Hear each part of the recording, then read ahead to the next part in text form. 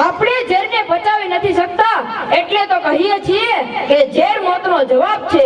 આપણે સરી જતા સમયને સંભાળી નથી શકતા એટલે તો કહીએ છીએ કે સમય બહુ ખરાબ છે. આપણે ખુદને ખરાબ નથી કહી શકતા, આપણે ખુદને ખરાબ નથી કહી શકતા એટલે તો કહીએ છીએ કે જમાનો બહુ ખરાબ છે. આજે આપણે બધા આતંકવાદમાં શહીદ થયેલા લોકોને શ્રદ્ધાંજલિ આપવા માટે મળ્યા છીએ. તો બધાને મારા સપ્રેમ નમસ્કાર. જન ગણ મન અધિનાયક જય હે, ભારત માતા की जय, जय हिंद, वंदे मातरम. ए मेरे वतन के लोगों, ए मेरे प्यारे वतन, ये देश है वीर जवानों का. ध्वज वंदन, सांस्कृतिक कार्यक्रम, रैली, पतासा के पीपर ની વહેંચણી, બસ ફિનિશ. બસ આટલું જ છે રાષ્ટ્રીય તહેવારનું મહત્વ. બહુ તો શહીદોને યાદ કરવા, પણ તેનાથી વિશેષ શું? એક દિવસ પૂરતો દેશ પ્રેમનો ઉભરો આવે અને સમી જાય. તો આજનો મારો વિષય છે મેરા ભારત મહાન હે કે પરેશાન હે.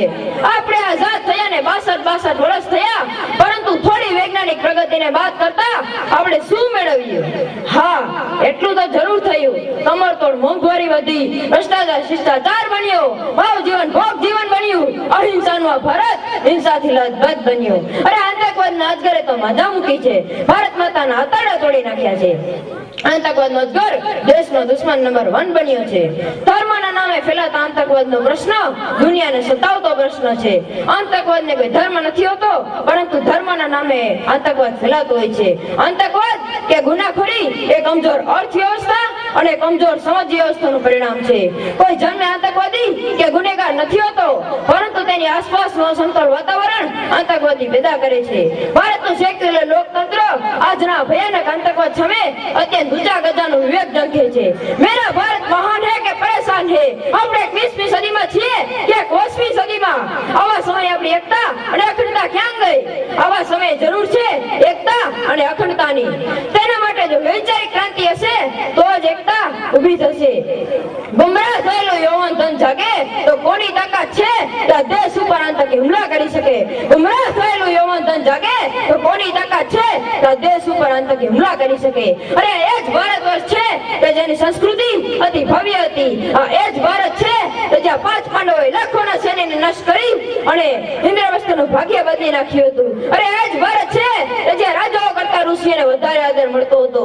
આ એ જ દેશ છે કે જયપ્રકાશ નારાયણ ઇન્દિરા ગાંધી નામની આંધીને પડકારી હતી. અરે એ જ દેશ છે જ્યાં મોગલોના અડીખમ કિલ્લાને શીખ ગુરુએ ફક્ત પોતાની વાણીથી ધ્વસ્ત કરી નાખ્યા હતા. આ એ જ ધરતી છે કે જવાહરલાલ નહેરુના નિધન બાદ જનતાએ જ વામન શાસ્ત્રીને વિરાટ પદે આરૂઢ કર્યા હતા. સવાલ તો ફક્ત એ જ છે કે આવા યુગ પુરુષનો આવિર્ભાવ ક્યારે થશે? હે યોગેશ્વર, તું કેમ ભૂલે છે? હે પરમેશ્વર, તે તો ગીતામાં વચન દીધું છે કે યદા યદા હિ ધર્મસ્ય ગ્લાનિર્ભવતિ ભારત અભ્યુત્થાનમ ધર્મસ્ય તદાત્માનં સુજામ્યહમ. પરિત્રાણાય સાધુનાં વિનાશાય ચતુષ્કૃતાં ધર્મ સંસ્થાપનાર્થાય સંભવામિ યુગે યુગે, સંભવામિ યુગે યુગે. હે યોગેશ્વર, તારો આ સંકનાદ થશે એટલે દેશની દશા અને દિશા બદલાતા વાર નહીં લાગે. આ સંકનાદ થશે એટલે શિયાળને પોતાના આશીર્વાદનું જ્ઞાન થશે, સિંહને પોતાની મોક્ષ શક્તિનું ભાન થશે. કોણ રાજા ભોજ અને કોણ ગાંગો તેલી એ પરખાઈ જશે. કોણ રાજા ભોજ અને કોણ ગાંગો તેલી એ પરખાઈ જશે. અરે આજે ચિંતન અને મંથનની આ કેવી ઘડી છે, કેવો સમય આવ્યો છે. આજે દેશની દશા અને દિશા સારી નથી. આજે દેશ એવા વળાંક ઉપર ઉભો છે, અરે ઉભો નથી પરંતુ લથડિયા ખાય છે. આજે બધા નૈતિકતા રમે છે અને હાથમાં આવ્યું તે જમે છે. રીંગો ગરીબીની ગરતામાં ભમે છે અને ધીંગો ફૂલોની શેજ પર સૂવે છે. સિદ્ધાંતો શ્વાસ સુધી સીમિત થઈ ગયા છે અને નિષ્ઠાનું તો બાષ્પીભવન થઈ ગયું છે. પ્રામાણિકતાના પ્રમાણે કોઈ બંધન નથી. શિયાળના પડકારે સિંહને પૂછ દબાવી અને બોર્ડમાં લપાઈ જવું પડે છે. આજે બધાય ભૂતકાળની મહાન સંસ્કૃતિના ગુણગાન ગવાય છે, પરંતુ વર્તમાનનો એક્સરે જોતા થથરી જવાય છે. વર્તમાનનો એક્સરે જોતા થથરી જવાય છે. ગરીબ હટાવવાને બદલે આજે ગરીબો હટી ગયા છે. જે જુઠ્ઠાની બોલબાલા હોય તે સજ્જન શું કરી શકે? સજ્જન એકલો લડે તો લડતો શહીદ થઈ જાય, પરંતુ જો બધાનો સાથ મળે ને તો જ ક્રાંતિ થાય. આ ઉત્સવ છે ઉમંગનો, પણ તેમાં રંગ નથી. રાષ્ટ્રીય તહેવાર છે, પરંતુ રાષ્ટ્રની ગેરહાજરી અને તહેવારની બાદબાકી છે. પ્રસંગ અને સરકારનો છે ને લોકોને કોઈ દરકાર નથી. સંસદમાં સરેઆમ લોકશાહી વેચાય છે અને રાજમાં નીતિના ધજાગરા ઉડે છે. યત્ર તત્ર સર્વત્ર આતંકની ભૂતાવળ છે. ચીક છે ક્યાંય અવાજ નથી. રે નસીબ એક અબજના દેશમાં ક્યાંય સુભાષ કે સરદાર નથી. રે નસીબ એક અબજના દેશમાં ક્યાંય સુભાષ કે સરદાર નથી.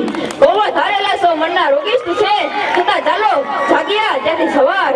જબ જાગો તબ સવેરા સકલ બદલો હાલ. જો ગુજરા અચ્છા બુરા ઉસકા કરવાનો ખ્યાલ. જો હોના થા વો હો ગયા, જો હોના થા વો હો ગયા. આમ આજના આ દિને એટલી પ્રાર્થના કરીએ કે હે માતૃભૂમિ, અમને એવી બુદ્ધિ અને શક્તિ આપો કે અમે આ આતંકવાદ સામે લડી અને દેશમાં શાંતિ ફેલાવી શકીએ. હોગી શાંતિ ચારો ઓર, હોગી શાંતિ ચારો ઓર એક દિન. ઓહો મન में है विश्वास, पूरा है विश्वास, हम होंगे कामयाब एक दिन. છેલ્લે એટલું જ કહું કે કોઈ પણ સમાજ વિચાર પર જીવે છે અને વિચારહીનતાને કારણે જ મરે છે. ધર્મનો સંબંધ વિચાર સાથે છે અને આતંકવાદનો સંબંધ વિચાર શૂન્યતા સાથે છે. આમ રાવણ મરે છે પણ રામ અમર છે. ગોડસે મરે છે પણ ગાંધી અમર છે. ગાંધી અમર છે પણ ગાંધી અમર છે કારણ કે સત્ય અમર છે. આમ આતંકવાદનું મૃત્યુ તો નિશ્ચિત જ છે પરંતુ પૈગંબર અમર છે. દેશને માટે મરશું અમે, દેશને માટે જીવશું અમે, દેશને સાચવશું અમે. જય હિન્દ.